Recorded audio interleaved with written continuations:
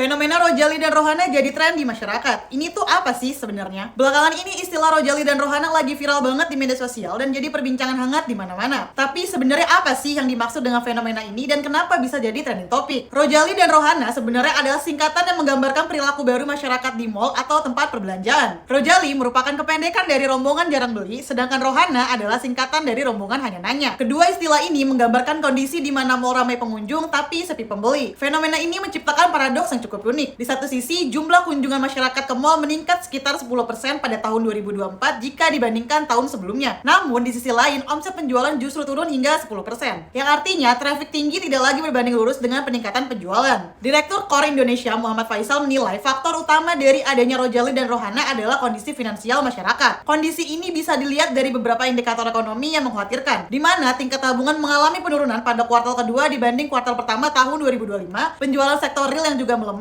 sementara pinjaman melalui vintage lending justru meningkat. Fenomena ini mencerminkan kondisi ekonomi masyarakat Indonesia saat ini yang sedang mengalami tekanan inflasi dan penurunan daya beli. Meskipun secara fisik mall tetap ramai dikunjungi, namun sebagian besar pengunjung hanya datang untuk jalan-jalan, menikmati AC gratis, atau sekedar window shopping tanpa ada niat untuk berbelanja. Mereka lebih memilih untuk melihat-lihat produk, bertanya harga kepada sales, foto-foto untuk konten media sosial, lalu pulang tanpa membeli apapun. Yang menarik dari fenomena Rojali dan Rohana ini adalah bagaimana masyarakat beradaptasi dengan kondisi ekonomi yang sulit. Mall yang dulunya identik dengan tempat konsumsi dan berbelanja, kini berubah fungsi menjadi semacam ruang publik gratis untuk refreshing dan bersosialisasi. Dari perspektif psikologis, fenomena ini menunjukkan bahwa kebutuhan manusia untuk bersosialisasi dan mencari hiburan tidak hilang meski kondisi ekonomi sedang sulit. Namun, bagi pelaku bisnis retail, ini tentu menjadi tantangan besar. Mereka harus memutar otak untuk mencari strategi baru agar bisa mengkonversi traffic pengunjung yang tinggi menjadi actual sales. Melihat fenomena Rojali dan Rohana ini, kita bisa menyimpulkan bahwa ini bukan sekedar tren media sosial biasa, tetapi ini adalah cerminan dari kondisi sosial ekonomi masyarakat dan cara mereka beradaptasi dengan realitas ekonomi yang menantang.